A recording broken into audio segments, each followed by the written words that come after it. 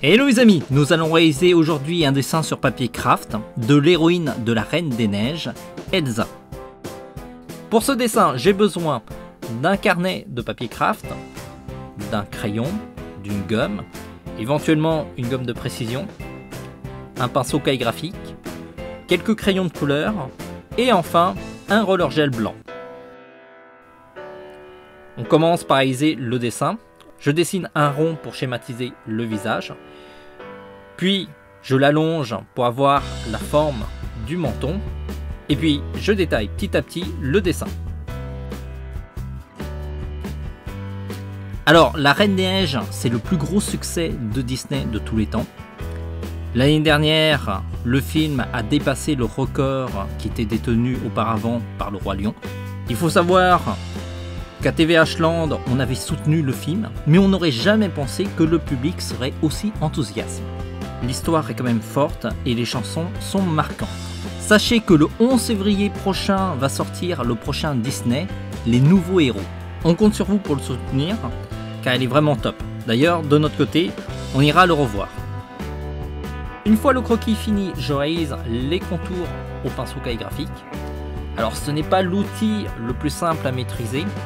Je l'ai choisi parce que je voulais avoir un trait qui a du caractère et les imperfections du pinceau calligraphique donnent plus de force au dessin.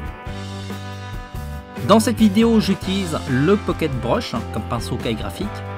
Il faut savoir qu'il existe des pinceaux calligraphiques un peu moins chers que celui-là, par exemple le Neopico 4. Par contre, il faut savoir que c'est un pinceau qui ne se recharge pas. Si vous débutez au pinceau calligraphique, le Neopico 4, compte tenu de son prix, est un bon point de départ. Ça permet un petit peu de maîtriser l'outil.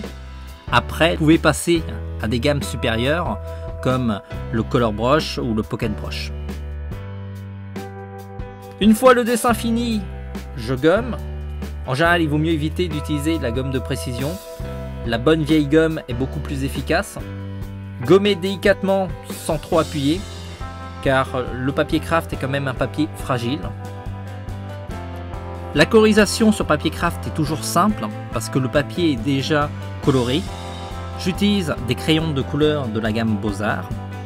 Pour éclaircir certaines zones, j'utilise un crayon blanc. Vous pouvez aussi utiliser un crayon de fusain blanc. Enfin, pour la lumière, j'utilise un roller gel, toujours de couleur blanche. Avec le même outil, je réalise la neige et le cernage tout autour du personnage. Alors ce qu'il faut savoir, c'est que dessiner sur papier craft est une technique assez simple et je trouve que ça donne plutôt un beau rendu. N'hésitez pas à acheter dans notre boutique les outils que vous avez besoin. On a listé ici tous les outils qu'on utilise dans la vidéo. Il suffit de cliquer sur le lien. On a élaboré 2 packs pour démarrer le dessin au papier craft. Il y a un carnet de papier craft, des crayons de couleur, du roller gel. Si vous avez aimé cette vidéo, n'hésitez pas à cliquer sur j'aime ou encore à la partager. Ça nous aidera à nous faire connaître. Ça coûte pas grand chose et ça compte beaucoup pour nous. En tout cas, merci à tous ceux qui nous aident et qui nous soutiennent. On se dit à très vite. En attendant, dessinez bien.